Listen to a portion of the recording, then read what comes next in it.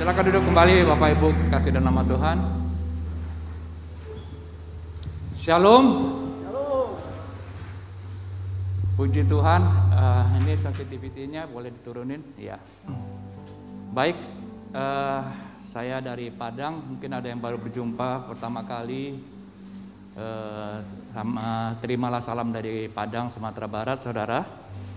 Nah, Bengkulu ini kan merupakan satu tempat yang penting bagi Indonesia sebetulnya, karena gagasan rumusan kemerdekaan Republik Indonesia justru dilahirkan dari tanah Bengkulu ini ketika presiden kita yang pertama, Bapak Soekarno, dibuang di Bengkulu ini, saudara. Maka beliau mulai menggagas menuliskan rumusan-rumusan untuk mencapai Karti Kemerdekaan dengan merumuskan Pancasila pada waktu itu, saudara. Nah, tentunya kita juga sebagai gereja Tuhan, kita menyadari kita ada di tanah ini. Kita ada di kota yang penting ini bagi Indonesia, saudara. Nah, bagaimana kira-kiranya pengaruh gereja terhadap Indonesia, terhadap bangsa kita Indonesia ini, saudara? Sudah tidak masanya lagi gereja berbicara untuk kalangan sendiri. Sudah nggak masanya lagi gereja hanya berbicara untuk organisasinya saja, saudara. Tapi gereja harus berdampak keluar, ya. Eklesia, ya, berdampak bergerak keluar, saudara. Nah, saudara, berapa waktu yang lalu ada kata-kata yang kami dapatkan ketika kami ada di Menara Doa, saudara. Dan kata-kata itu cuma satu kata yang namanya terbuka, begitu. Nah, ini menarik, saudara, karena kalau kita mendengar kata terbuka, saya ketika mendengar kata-kata terbuka itu yang disampaikan Tuhan, saya langsung sampaikan kepada yang ikut di Menara Doa pada waktu itu, saudara. Dan arti kata terbuka ini tentunya memiliki arti bahwa selama ini yang tertutup akan dibuka, atau selama ini yang terkunci, ya, kena lock, dijadikan unlock, dibuka kembali, saudara. Dan apapun juga mungkin yang tersumbat selama ini akan menjadi lancar kembali. Bahkan yang selama ini mungkin terpenjara, kata-kata terbuka itu artinya pembebasan, kemerdekaan, saudara. Nah, saudara, ketika saya menyampaikan apa yang menjadi kata-kata Tuhan ini, saudara, tentunya kita harus menemukan apa sih dasar firman-Nya, kata-kata terbuka ini, saudara. Nah, mari saya mau mengajak kita untuk bisa melihat di dalam Kisah Rasul 12, Kisah Rasul 12 ayat yang ke-10. Kisah Rasul pasal yang ke-12 ayat yang ke-10. Saya akan bacakan buat saudara, atau kita baca sama-sama aja ya. Sama-sama satu ayat ini, 1, 2, 3. Setelah mereka melalui tempat kawal pertama dan tempat kawal kedua, sampailah mereka ke pintu gerbang besi yang menuju ke kota. Pintu itu terbuka dengan sendirinya. Sekali lagi, apa? Pintu itu terbuka dengan sendirinya bagi mereka. Sesudah tiba di luar, mereka berjalan sampai ke ujung jalan. Tiba-tiba malaikat itu meninggalkan dia.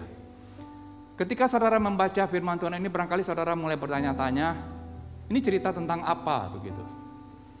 Ini sebetulnya cerita tentang kisah yang pernah terjadi oleh seorang murid Tuhan yang bernama Petrus. Nah, murid Tuhan yang bernama Petrus ini satu hari dalam pemerintahan Herodes dijebloskan atau dimasukkan dalam penjara. Petrus itu adalah murid Tuhan yang pernah bersuara lantang ketika Tuhan mengajukan pertanyaan di antara murid-murid pada waktu itu, menurut kata orang, aku ini siapa? Dan jawaban murid-murid beragam. Ada yang mengatakan engkau seperti Yohanes, engkau Elia, engkau Yeremia. Bahkan saking bingungnya murid-murid hanya katakan, mungkin engkau seperti salah seorang daripada satu nabi, begitu. Dan bukankah kalau kita tanya juga di luar hari-hari ini, Yesus itu siapa? Jawabannya pasti beragam, saudara. Ya. Tetapi ketika itu, Petrus menjawab dengan lantang, engkau adalah Mesias, anak Allah yang hidup. Wah, ketika itu murid-murid yang lain barangkali melihat Petrus, luar biasa. Dan ketika itu Yesus memberikan apresiasi. Petrus, ingat ya, apa yang kau katakan ini bukan berasal daripada pikiranmu, tetapi itu berasal dari Bapa yang ada di sorga. Dan selanjutnya Yesus berkata begini, Petrus, di atas batu karang ini aku hendak mendirikan jemaatku, dan alam maut tidak akan menguasainya. Dan selanjutnya lagi, aku akan memberikan kunci kepadamu. Apa yang kau ikat di dunia ini akan terikat di sorga, dan apa yang kau lepaskan akan terlepas di sorga. Wow, keren. Saya percaya ketika itu hati Petrus berkobar-kobar, bersemangat. Karena Petrus adalah gambaran daripada gereja yang dipercaya oleh Tuhan. Tetapi satu hari, one day, Petrus harus mengalami sebuah realita bahwa dia ada di penjara yang ditahan oleh perintah yang namanya Herodes. Siapa Herodes? Penguasa wilayah. Saudara, sadar atau tidak sadar, di tempat keberadaan kita ada kuasa-kuasa di udara yang disebut dengan roh-roh jahat, penguasa, pemerintah, penghulu dunia yang gelap ini. Dan kadang-kadang kita nggak sadar, saudara. Kita sebagai gereja, kita sebagai orang percaya yang sudah diberikan mandat oleh Tuhan untuk mengikat dan melepaskan, tetapi kenyataannya kita terlalu nyaman dalam ikatan atau penjara, saudara. Jadi penjara barangkali menjadi sebuah kehidupan normal dalam kehidupan orang percaya. Seolah-olah terima nasib begitu, saudara. Nah, saudara, tentunya saya mau berbagi terhadap apa yang saya mau sampaikan kepada saudara. Karena saya punya beban, punya hati untuk Bengkulu ini, saudara. Karena memang Bengkulu ini kami yang rintis pertama kali dari Padang, saudara. Yang saya masih ingat ketika itu saya memimpin menjadi WL di gedung bioskop yang lama dulu, bioskop Segara, barangkali ada di antara Bapak Ibu yang masih tahu tempatnya, saudara. Wah, ketika itu banyak yang datang, banyak yang hadir. Puji Tuhan sampai hari ini kita lihat kegerakan gereja di Bengkulu luar biasa. Bahkan melampaui daripada apa yang pernah kami capai di kota kami, saudara. Saya bersyukur kita berikan tepuk tangan yang terbaik bagi nama Tuhan kita. Haleluya, puji nama Tuhan, saudara. Nah, saudara, Petrus harus mengalami sebuah realita, dia ada di penjara. Nah, tentunya kita pengen tahu bagaimana caranya, apa yang menyebabkan Petrus mengalami pelepasan atau kemerdekaan terhadap kuasa yang telah diberikan mandat oleh Tuhan kepada dirinya. Hari ini, mungkin di antara saudara ada yang sedang terbelenggu, karirmu mungkin sedang terbelenggu. Atau mungkin ada yang sedang tertutup. Mungkin pintu-pintu kesuksesanmu, pintu-pintu berkatmu lagi tertutup atau terkunci, saudara. Mungkin hari-hari ini juga ada saluran yang tersumbat. Rasanya aliran berkat-berkat Tuhan ini kok lama pelan sekali ya. Kok rasanya saya nggak bisa menerima sebagaimana yang semestinya Tuhan janjikan demikian. Tapi berita baiknya hari ini Tuhan sedang berbicara kepada kita yang ada di tempat ini, agar kita semuanya alami kemerdekaan di dalam Tuhan. Yang siap alami kemerdekaan bisa angkat tangannya? Bisa angkat tangannya, saudara? Puji Tuhan, kita berikan tepuk tangan. Ku menyembah dalam kudus hadirat-Mu, hampiri tata kasih karunia-Mu Bapa.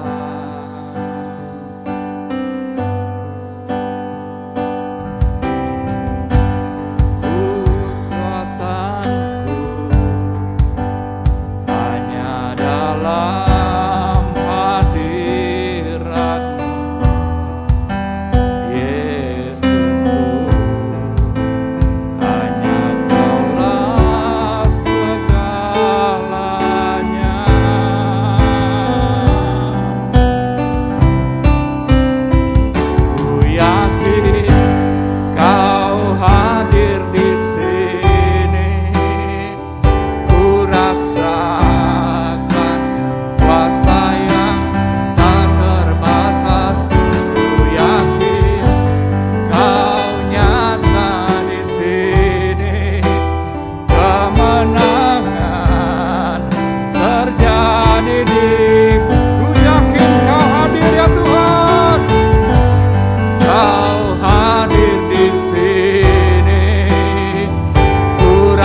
nyatakan kuasa yang tak terbatas.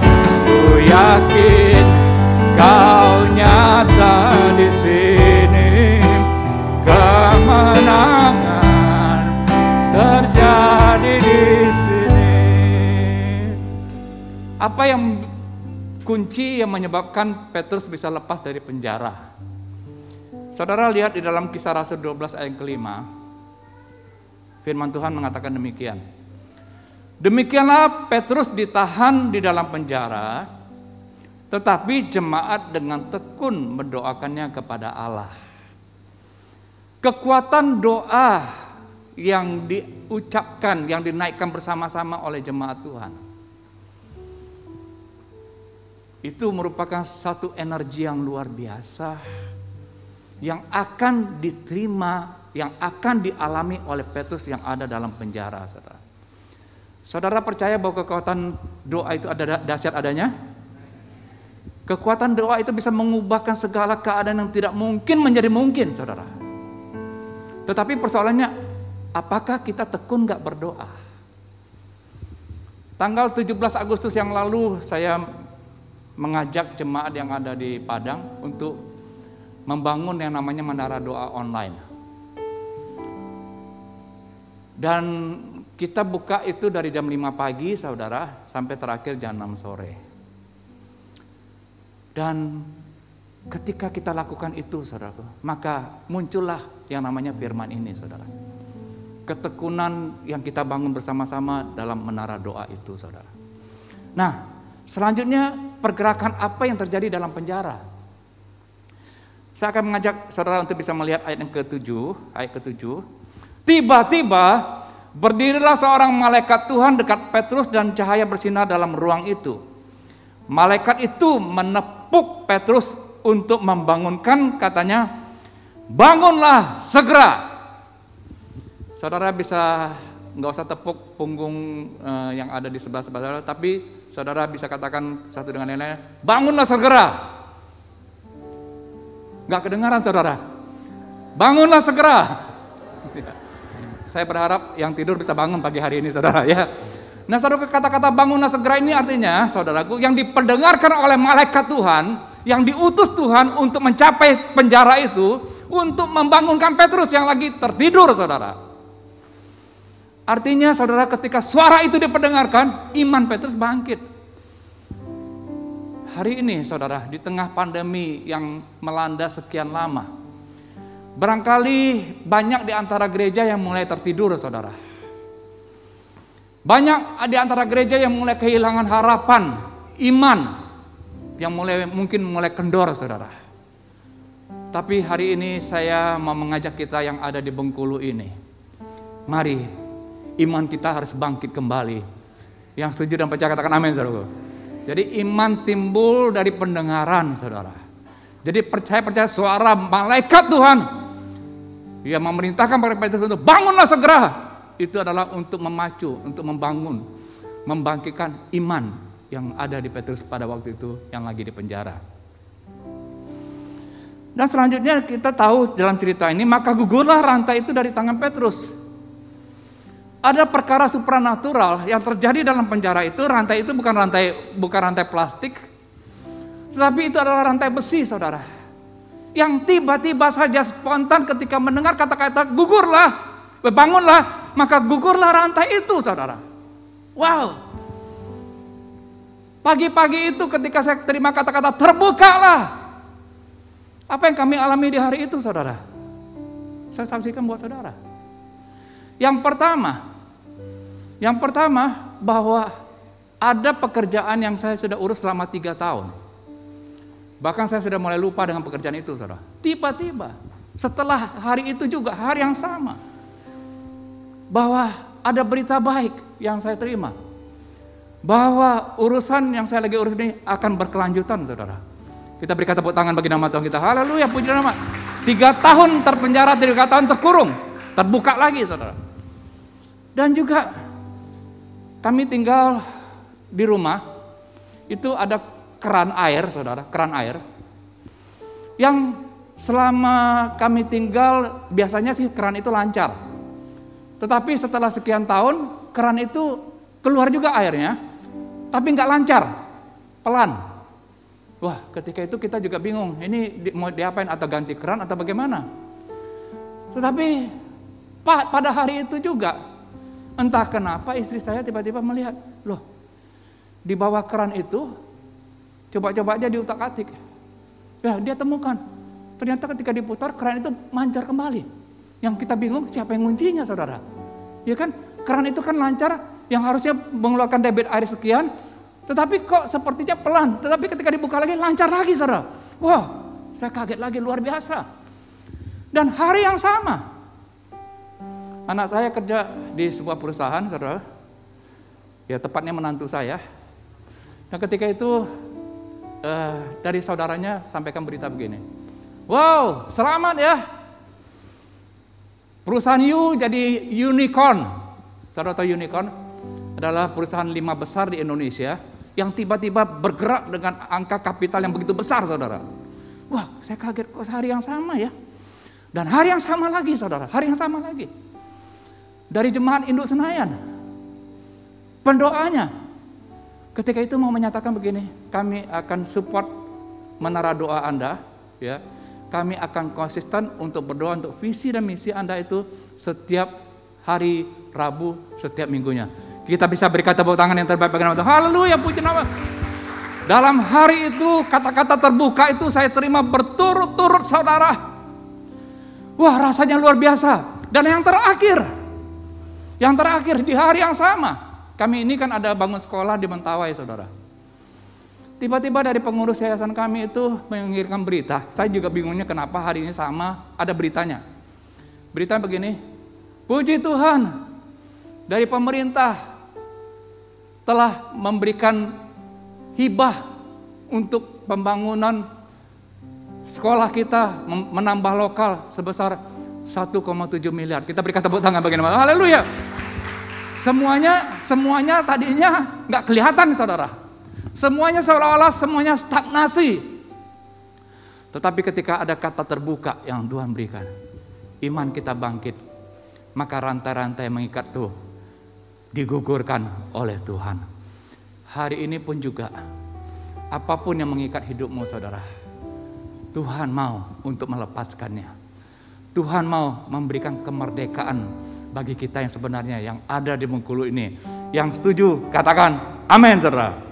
Nah, sekarang kita akan lihat dalam ayat-ayat yang terakhir kronologisnya, saudara. Bagaimana kronologis cerita itu, ya, dan apa sikap kita terhadap apa yang menjadi tuntunan Tuhan ini, saudara. Ayat ke-8-nya. Lalu kata malaikat itu kepadanya, ikatlah pinggangmu dan kenakanlah sepatumu. Selanjutnya ada instruksi yang diberikan oleh malaikat kepada Petrus. Setelah rantainya itu gugur, selanjutnya kan Petrus bebas, tapi pintu penjara kan masih tertutup, saudara. Ya, maka dikatakan begini, ikatlah pinggangmu dan kenakanlah sepatumu. Kalau saudara membaca dalam kitab Efesus, maka saudara akan menemukan ini berbicara tentang konteks tentang bagaimana peperangan rohani. Ikat pinggang itu berbicara tentang hidup benar, saudara. Saya melihat begini, saudara, gak terlalu gampang bagi orang benar untuk hidup benar dalam masa sulit. Sekali lagi saya katakan, orang benar, ya, gak terlalu mudah untuk bisa mempertahankan kebenarannya dalam kesulitan yang tengah dialaminya. Ada saja jalan yang membuat kita itu seolah-olah bisa kompromi, atau ada saja cara-cara yang membuat kita itu harus berbohong atau berdusta demi untuk mempertahankan kesulitan itu, saudara. Berapa banyak saudara melihat kabar orang-orang benar jatuh dalam masa sulit, saudara, ya, dalam kesulitan yang dihadapinya. Dan saudara, kenakanlah sepatu dalam masa sulit, dalam masa situasi pandemi yang berlarut-larut. Sepatu itu adalah kemauan untuk menyampaikan Injil yang merupakan kabar baik. Berapa banyak gereja atau orang percaya mengalami kebuntuan dalam hal ini. Karena seolah-olah kita gak bisa bermisi lagi nih. Karena situasi pandemi. Saudara, yang saya mau sampaikan kepada saudara, Tuhan tidak pernah kekurangan akal untuk menolong kita selagi kita mau untuk menyampaikan kabar baik itu. Yang setuju dan percaya katakan amin, saudara. Saya saksikan kepada saudara, justru dalam keadaan pandemi, kami di Sumatera Barat, saudara tahu lah daerahnya bagaimana. Hari-hari ini sedang mempersiapkan untuk membuka 3 pos PI yang baru. Kita sekali lagi berikan tepuk tangan yang terbaik. Tepuk tangan yang terbaik. Haleluya, puji Tuhan. Selalu ada cara bersama dengan Tuhan. Begitu juga kita yang hari ini. Apakah saudara sebagai orang benar mau tetap mempertahankan kebenaran dalam hidup itu? Dan selanjutnya, misi jangan lupa untuk menyelesaikan amanat agung Tuhan Yesus, saudara. Kabar baik perlu disampaikan, perlu diberitakan dengan cara-cara yang Tuhan tunjukkan. Baik, selanjutnya, ia pun berbuat demikian, lalu malaikat itu berkata kepadanya, kenakanlah jubahmu dan ikutlah aku. Selanjutnya, Petrus sudah menanggalkan jubahnya. Ya, jubah itu berbicara tentang calling atau panggilan. Setiap kita itu punya panggilan. Ya, bukan nama yang saya masukkan, tapi panggilan, jawatan yang Tuhan berikan kepada kita, saudara. Gembala, rasul, penginjil, guru, ya, dan seterusnya, nabi. Itu adalah panggilan, calling kita, saudara. Nah, kita hari ini harus mengeksplor kembali panggilan kita. Seperti, maaf, Pak Widodo, ya. Pak Widodo ini kalau misalnya dia punya karunia nabi, dia main musik nih. Coba Pak Widodo main melodi aja. Misalnya ya, Pak Widodo ini seorang nabi. Ketika dia main musik kan kita dengar, saudara. Tiba-tiba ada di hati kita templakan-templakan yang mengingatkan kita kepada dosa-dosa yang mungkin tersembunyi. Nabi itu kan tugasnya nemplak aja, saudara. Nah, ketika dia nggak tahu. Tapi spirit Tuhan, karunia Tuhan itu keluar, menjalar bagi dia. Atau contoh lain, misalnya nih, dia adalah seorang guru, karunianya. Dia main musik biasa. Ku yakin kau hadir. Tiba-tiba, saudara mendapatkan hikmat pengajaran terhadap firman yang sedang disampaikan. Barangkali saudara nggak ngerti gitu. Tiba-tiba, gara-gara dengar ini, ada terjemahan-terjemahan yang tertentu yang membuat saudara sadar, oh ini ya maksudnya. Dan itu adalah calling atau panggilan. Barangkali tidak terlalu banyak orang percaya yang mau menggunakan panggilannya, karena tidak melayani. Saudara, saya mau katakan kepada saudara tidak akan pernah tahu panggilan saudara kalau saudara tidak pernah melayani. Jadi artinya mau nggak mau hari ini, jelang kedatangan Tuhan yang kedua kalinya, mari kita lebih sungguh-sungguh lagi untuk melayani Tuhan. Yang setuju katakan amin, saudara. Setidak-tidaknya saudara bisa berdoa seperti tadi jemaat dengan tekun berdoa. Dan selanjutnya lagi ayat terakhir dikatakan demikian.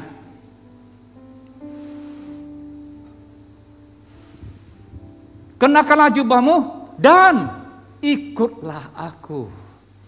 Ikutlah aku, malaikat, sebagai pengarah yang menuntun Petrus untuk berjalan mengikuti ke arah mana pintu yang akan dibuka. Karena pada waktu itu pintu-pintu di penjara itu seperti ganggang yang banyak sekali pintu-pintunya, saudara. Dan ketika Petrus keluar dari kawal yang pertama, dia harus ikut tuntunan yang dipandu oleh malaikat Tuhan itu, saudara. Hari ini, saya hanya mau katakan kepada kita yang ada di tempat ini. Gereja kita di bawah Pak Niko adalah gereja yang visioner. Gereja yang menuntun, memandu kita pada hari-hari ini. Dimulai dari DNA, memuji dan menyembah Tuhan.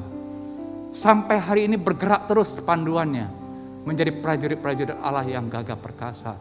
Yang mau melakukan kehendak Allah pada zaman apa, saudara? Pada zaman ini. Bukan zaman yang akan datang, zaman sekarang ini. Jangan tunggu lagi, saudara. Dan mari kita hari ini, saudaraku, kita bersama-sama. Ketika Petrus ikut dengan arahan Tuhan, dia bisa melihat jalan yang Tuhan tunjukkan itu. Dan dikatakan setelah itu, pintu itu terbuka dengan sendirinya. Hari ini tuntunan Tuhan sederhana, saudara diminta untuk berdoa. Dan saudara juga diminta bagaimana hidup benar saudara.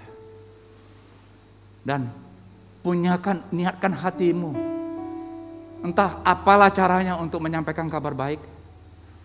Dan setelah itu saudara juga dituntun untuk menggunakan calling atau panggilan saudara. Dan ikuti apa yang menjadi panduan terhadap rencana-rencana yang Tuhan berikan secara khusus bagi gereja yang ada di Bengkulu ini. Mari kita bangkit berdiri bersama-sama. Haleluya. Oralaba shikaralaba kata karalaba syanda karalaba kata karalaba syanda. Kuriaralaba kata karalaba shikaralaba kata karala. Mari kita sembah Tuhan saudara. Ayo kita sembah Tuhan sama-sama. Kuriaralaba kata karalaba syanda karalaba. Kuriaralaba. Dengar kerinduan untuk bisa menemukan panggilanmu di hari ini. Kuralaba kata karalaba sando. Yaralaba sando.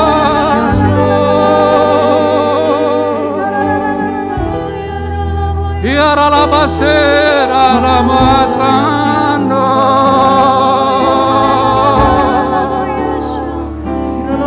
Haleluya.